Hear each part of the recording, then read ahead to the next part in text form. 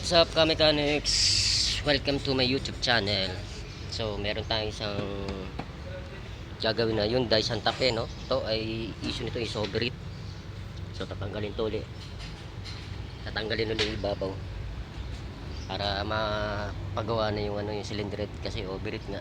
Bubulwak na yung tubig dito. Yan. So, ito, ka-mechanics, nababa na namin yung cylinder head ng Hyundai Santa Fe. So, tatanggalin namin to yung sa turbo nya, dadalhin ko na sa machine shop to para ipa-replace, palit ng valve seal. Yan. Hello ka-mechanics, ito na yung cylinder head nya na bagong replace.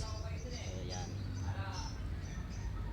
palit na namin, tapos kukumpleto yung paspanda. Start na yan. Boom!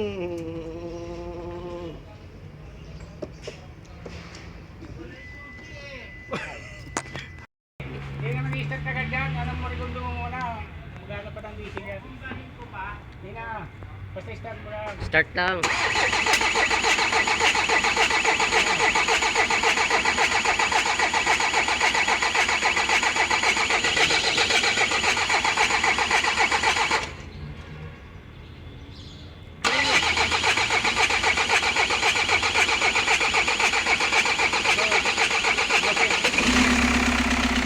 Yun, start na.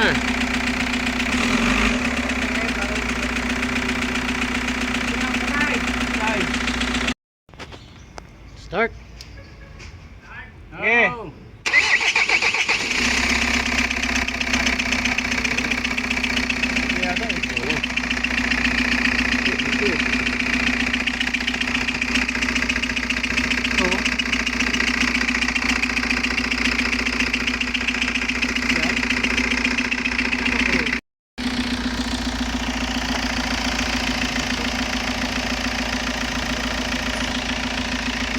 Tubig.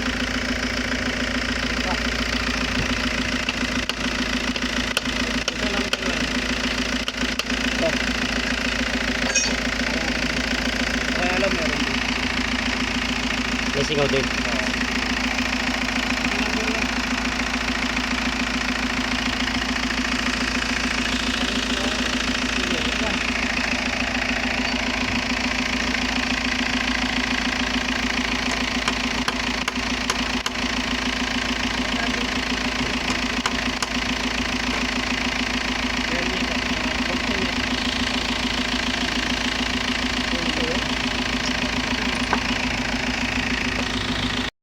Yan na sir, paalis siya papuntang Baguio.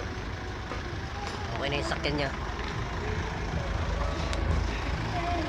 Subscribe nyo rin, follow and share para update tayo sa mga susunod na video. Maraming salamat.